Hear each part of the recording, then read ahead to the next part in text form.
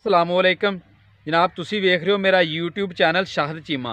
गल शुरू करन तो पहले मेरे चैनल को सबसक्राइब जरूर कर दियो।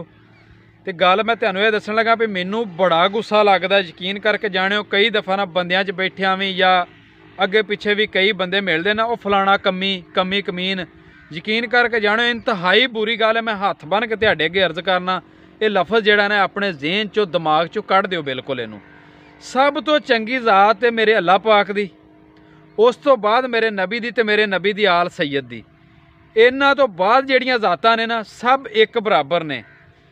कमी हर बंदा अपने काम दा हुंदा वे, कमी कमीन कोई ज़ात नहीं। हुण असीं भी काम करने अलहमदुलिल्लाह, अपने जानवरां नूं पट्ठे पाने, होर भी काम करने, वाही करने, असीं भी कमी आ। काम नूं कमी किहा जांदा वे, कमी कमीन कोई नहीं जे हुंदा। ये गल ज़हन चों कढ दिओ। अगर तुसीं बैंक मैनेजर जे ना ते तुसीं भी कमी जे, क्योंकि तुसीं काम करके खा रहे जे। जिहड़ा बंदा काम करदा ना वो कमी हुंदा वे, ते किसी नूं कमी ना कहा करो। छोटियां वड्डियां ज़ातां कोई नहीं जे, अल्लाह ते अल्लाह दे नबी तो बाद सब ज़ातां बराबर ने।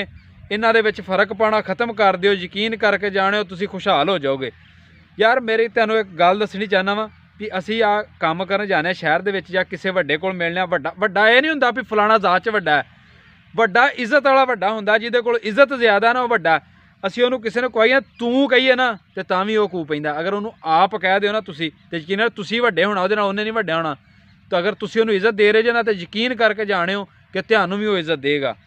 आप ते तुसीं कहण च फर्क, जिवें तूं तुम, ये चीज़ जिहड़ी ना तूं तुम ये खत्म कर दिओ। आप ते तुसीं वड्डिआं नूं आख्या करो, वड्डे नूं छोटे नूं भी कह दिया करो।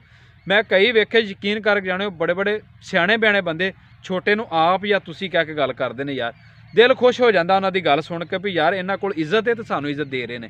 इत्थों ये पता चलदा भी इहदे कोल इज्जत है तां सानूं इज्जत दे रहा वे। तुसीं भी किसी नूं इज्जत दिओ, तुहानूं भी उहदे बदले जरूर इज्जत मिलेगी।